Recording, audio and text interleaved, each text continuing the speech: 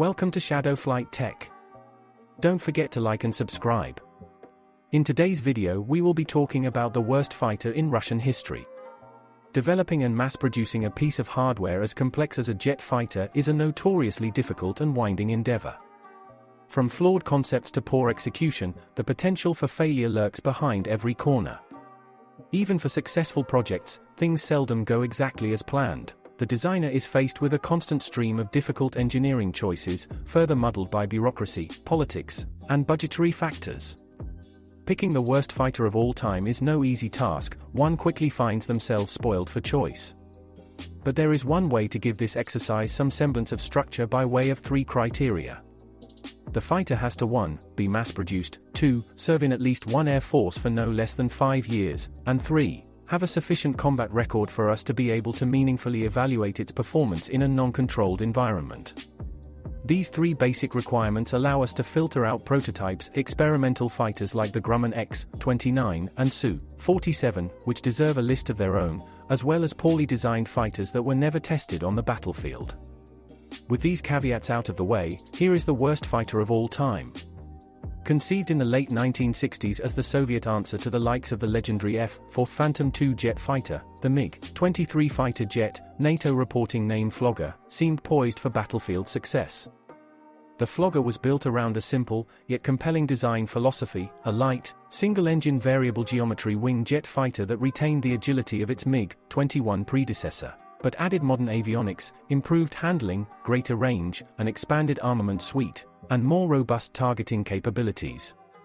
This was all supposed to add up to a powerful, versatile fighter capable of performing both attack and interception roles. However, the results left much to be desired.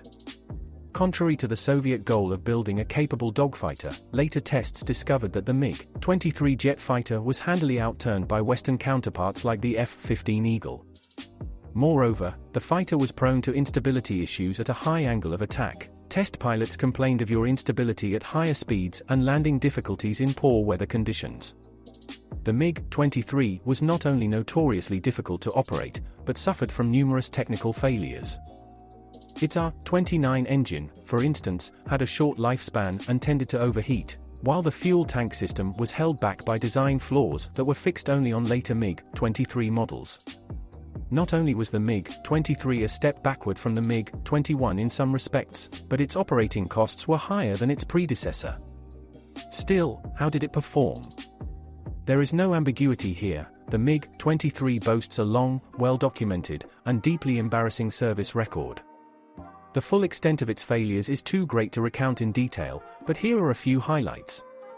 Over a dozen Syrian MiG-23 jet fighters were shot down by Israeli F-15s and F-16s over the course of the Arab-Israeli wars. Iraqi MiG-23 jet fighters also fared even more poorly against Iran during the Iran-Iraq War, reportedly suffering upwards of 50 losses against Iranian F-14s, F-5s, and F-4s. Libyan MiG-23s were routinely outperformed by Egyptian MiG-21 jet fighters during the Libyan-Egyptian War, and 2 of these fighters were destroyed by 2 US F-14 Tomcats during the 1989 Tobruk skirmish.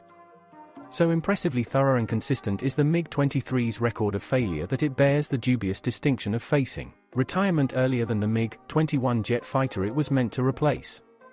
The Soviet Air Force quickly moved on to the much more successful MiG-27. Most of the Flogger's Warsaw Bloc customers likewise found better alternatives in prior decades. Syria and North Korea are the largest operators of the world's remaining MiG-23s. The Flogger exists in military aviation history as a grim reminder that even the soundest design concepts can be tarnished by subpar execution. Thank you for listening to Flight Tech News. Don't forget to like and subscribe.